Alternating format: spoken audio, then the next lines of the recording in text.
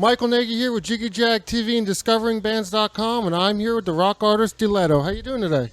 I am doing pretty good. I like this little mic handoff thing that we're going to be doing. Yeah, it works well, right? Yeah. Because, I mean, as an artist, I feel like I just want to take it, but I'm not going to do that to you. You can just pop it back and forth. Works with me. All right. I'm fine with that. So you want to tell us a little about yourself? Yeah. So,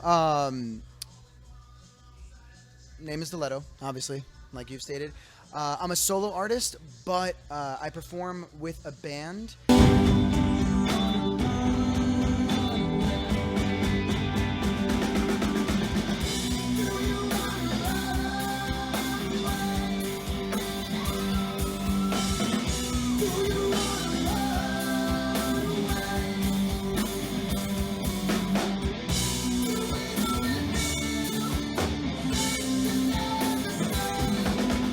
I've been making music I did the math recently, and it is frightening.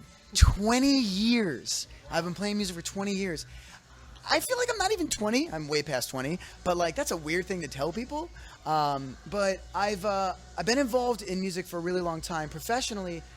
Before doing any of the rock stuff that I'm doing now, I was working in hip hop, and I was making some pretty big waves in the hip hop industry. I was producing. And then I turned from production into the touring guitarist for the hip-hop artist I was working with. And that's where I kind of got a lot of the skill set to be able to write my songs. And it's not that what I sound like is hip-hop by any means, because, you know, like if you listen to my stuff, you'd have no idea. But it's the structure and the fact that anybody nowadays can sit in a room and write a rock opera. And so that's what I learned how to do by just sitting down and piecing everything together on my own, except when it came to drums. Not the best at drums. My drummer, on the other hand, is like a god. So that's where I'm probably the most lucky with this whole entire project, is that I was able to get such a seasoned, amazing drummer who also happens to be a good friend of mine. And so on the album, you're hearing everything that I put together with his drums on top of it. Now, your album is really full of emotions, so you want to go into a little bit of that? Yes. If one knows who I am, which obviously if you're watching this, I am full of smiles and wonderful glee and happiness. My music, on the other hand, that's a little dark. But I mean, like, that's it. Like, and I think that's so important for anyone that does pretty much anything, is to be able to find that outlet. And that's what I did as a kid. That's where I found it. And I was able to take all those kind of emotions that I have and throw it towards music. And then I'm able to feel all that happiness that's supposed to come after all these tragic moments, where some people get confused. They go through these tragic moments and they don't know where the happiness lies because they don't have that outlet. But I'm so gifted that I have the ability I was able to find this, kind of this amazing outlet to use as a structure to place all those emotions accordingly, and to be able to then push through all of those moments that I've had. Because growing up, which I really haven't talked about a lot yet. This album is heavily inspired by some things that I've seen when I was a kid, some of the misfortunes that I've had, where things can get rough. But ever since going through them, I've kind of realized, all right, cool. And I just talked about this with my one friend who he also had kind of a similar situation, and he has kids now. And literally my last text message to him was, I feel like we go through that stuff so that we can share our experiences for others, so they don't have to go through the same things. They don't have to experience those certain tragedies, whatever it may be, whatever anyone's going through. And even if you're going through something currently, to be able to know, like, all right, this sucks, but now I know how to teach somebody, what not to do or what to do or how you can handle yourself in those certain situations. Cool. And yeah, I know the record took a while to make, so you have a lot of time and a lot of different elements to it. Yeah. I mean, it stems back from the hip hop and being able to know, like, okay, this is how you record. I went to school for sound recording, and I dropped out. It was not for me, and I ended up leaving school just to do what they were trying to teach me. And I think that's a huge thing whenever you're making something, whenever you're doing anything creative, is to continue the process no matter how difficult it may seem and what obstacles you come through. Because a lot of people might try something, stop, and be like, that's not really for me. But I was able to push through, and it opened my world to a whole nother element. Because I was kind of closed-minded. I was like very closed-minded with music. In high school, I was like, I only want to listen to 90s music. And that was it. And so I kind of progressed a little bit. In college, somebody showed me August Burns Red, and I was like, what is this? I had no idea that kind of music existed. And then hip-hop threw me into this other world where I was like, wait a minute. You can start infusing certain things. And I tried to infuse my style into hip-hop, and it was working out pretty well. But I have this whole other element of me that I'm born and raised as just like this rock element to be able to scream into a microphone. But yeah, there's a whole element of that kind of building that structure and trying to find your sound. That's the huge thing, is finding your sound. It took a very long time because I think I needed to go through all of those motions in order to get to where I am. Huge part of it is I love film.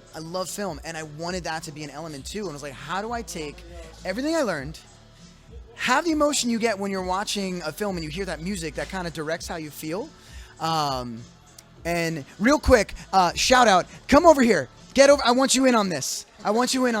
So sorry to pause everything. But ladies and gentlemen, this is my main man. Explain it. Give me your name. Ethan Stutheid. This guy right here. Hi, Ethan. How's it going, man? This guy is the king on the screen. If you've watched my music videos, this man carries it 100%, takes it home. This is my hero. So being able to direct this kid, super, super, super pleasure. You just came back from, were you in Connecticut? Yeah. My guy came down from Connecticut. This guy. So. Man, worth it for you. Well, thank you. I will find you. Definitely. But yeah, this kid, amazing actor. Anybody who's watching, hire that guy. Please. No worries. So I hope he's in the frame. Oh, true. If you can't see him, we'll superimpose where he is. But anyway, so the film element is a huge kind of aspect to this, where I wanted it to sound big. Because some emotions sound kind of big. And being able to go through that process with the hip hop, man, it takes time. And you want this to be, something special. I sat with it for a little bit. Everybody has a different process, and that's cool. Sometimes you got to get the really, really bad songs out of your system. Something about me, you can't embarrass me. You can try. You can't really embarrass me. Except when it comes to music, I'm so embarrassed. Like, I don't want to put out a song and have people be like, oh my God. Hey, that was, way to go, buddy. Like, So does that mean you have some stuff that's unreleased, a lot of extra material then? yes, I have a lot of material that no one will ever hear if I get the say. Maybe one day when the insecurities all fall. Because honestly, at the end of the day, it doesn't matter. I mean, you put something out, and that's the thing. Your fans, and this is what I appreciate with certain fans. Even being such a huge fan of music, bands put out songs. I'm like, I'm not into this. Doesn't mean I hate them. But there is that element. Yeah, there's a lot of songs out there that aren't going to be heard. But it takes time. And maybe you could rework those songs eventually too. Oh, I already have. I have music that, I mean, you're consistently making art, and these days it's so much easier because, like I said, I'm in a room with a laptop, and that's all you need. Back in the day, when I was making music with my friends, I'd be like, all right, well, I need my drummer here, and I need my bass player. I want to work out these parts a little bit. I just have myself. But now you can cut guitars. I laid out for when I did this. I did all demo drums before I got my drummer here, and I was able to hear and piece this, because my brain goes as you could tell in this interview, 10,000 miles per hour a minute, where I'm thinking about a whole bunch of things, and I need that to be contained a little bit, and to being able to record, listening back to it, and then putting other pieces to it together helps so much. But yeah, there are other elements that I've worked on in the past, and I'm like, wait, this part sounds cool. Maybe I can put it to this other song.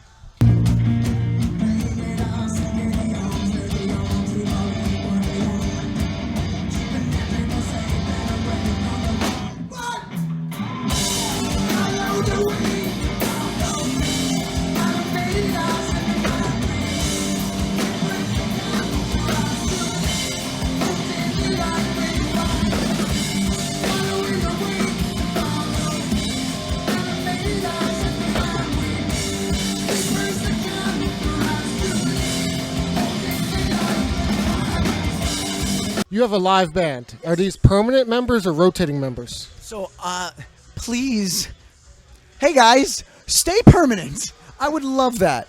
Well, and I will say, as far as the live show goes, I have my guitar player who is, I mean, you'll see the swag. You'll see the swag he's got. He's amazing. His name is Dylan Sen. I got my my baby boy, as I like to call him, Timothy Simpson, who is on the bass. And he's my backing vocalist, and he's like, his voice just complements mine so well. I really don't want anybody else up on that stage with me. And of course, I save Keto for last, because as far as Deletto goes, Keto is pretty much in the band. He's the guy that I won't get on stage without him. It's his parts. I want him to play his parts. So is this a tour right now or one show? So this is the album release show. This is the one that I've had in the works for a couple years, thinking about, like, okay, I want to put this album together. And I know I used to play this place all the time when I was doing the hip hop stuff. And this venue that we're at is currently 15 minutes away from my house where I live. So it's just an amazing thing to get a bunch of people here in my hometown area. So this is such a meaningful show for me, that this is the one show I'm going to be playing as much as I can, but I put so much into this show because this is stomping grounds. This is it. Cool. What do you have coming up after this? So after this, if anybody wants to go ahead and book me, that'd be fantastic. I'm laying low. I'm laying low for a little bit, because I think after this, to be honest, I want to start writing more music. This is going to sound nuts. I really want to get into making films again. I'm going to be doing music as much as possible. And you got to kind of work on one thing before putting your hand in every single pot. But I like to do so much. I want to get films going. I had an email recently from someone. This doesn't sound nuts, but they were interested in turning my music video All We Are into a feature film, which is crazy to me.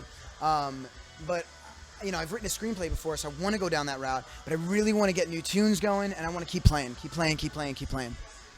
Cool. Now, if people want to find you online, look you up, how do they do that? So my social security number is 142. I'm not doing that. Yeah. I can say the whole thing, and I would hope you bleep it out. I won't do it. So you can find me on Instagram. Is going to be the #1 spot. That's where I am. You guys can DM me. I will get back to you. That's Deletto Music. Same for Twitter's Deletto Music. You find me on Facebook. I live in Emerson, New Jersey. Just start knocking on doors. I might open one of them. The cops might show up. It's going to be an adventure no matter what you do. So that's my... And YouTube, what are some singles and videos for people to look up? Oh, that's right. I also have a YouTube channel. See, this is what happens when there's too many things. So my YouTube channel, you can just search YouTube for Deletto. Currently, I have a music video for Say Anything, for Where the Wild Sleep, and the most recent one, which is very, very important to me, is All We Are, which touches on mental health awareness, specifically around suicide prevention, which is something I really don't take lightly on. Now, on a different note, I just got word before this interview that South by Southwest was canceled due to coronavirus. How do you feel about that? Is this going to impact the whole music industry, you think? The world is going to end soon, folks, so do whatever you want to do. It's getting crazy in here. I can't believe that. Like, South by Southwest is the spot for artists that are really kind of up and coming, and to hear that that's getting shut down, little scary. Don't know what they're going to do next. Also interesting because now that I think about it, let's say this whole coronavirus thing goes away. Who's going to pick up the pieces for that? Because like you shut that down. I mean, there's just so much money that's put into that for all these bigger artists, but like so many other artists go out there. I've been at South by Southwest before, and I've played shows there doing the hip hop stuff. So I know the scene. It's awesome, and to hear that got canceled, it's frightening is the word. Because like, how serious is this coronavirus? Everybody's talking about it, and people make jokes, but I hope this interview reaches the internet and we're not dead by the time this goes up. It'll be in a couple days, so. All right, so you'll be able to watch this and then take care of yourself because you're going to the hospital. Funny. On that note, it was good talking and having you, and everyone, look him up.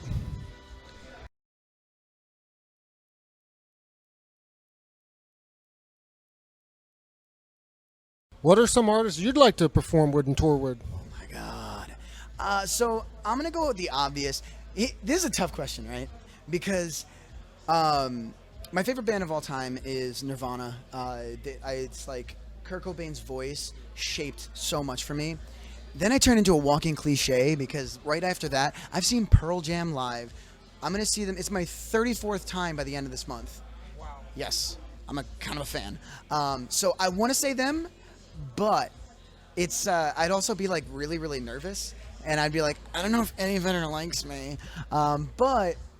And this is it. Like, you're in a rock band, you want to play with Foo Fighters. I feel like it's a huge thing. Like, I think, and that's, again, we're going back, like, Dave Grohl from Nirvana, Pearl Jam. I feel like, I feel like Dave would be my friend. That sounds so sad. Oh, Dave, do you like me? So, I don't know. Those bands, and right now, honestly, like, anyone, somebody, let me open for you, please. So that's what I'm trying. Just get you on a big tour. Yes, yeah. So any of that stuff. So yeah, anybody.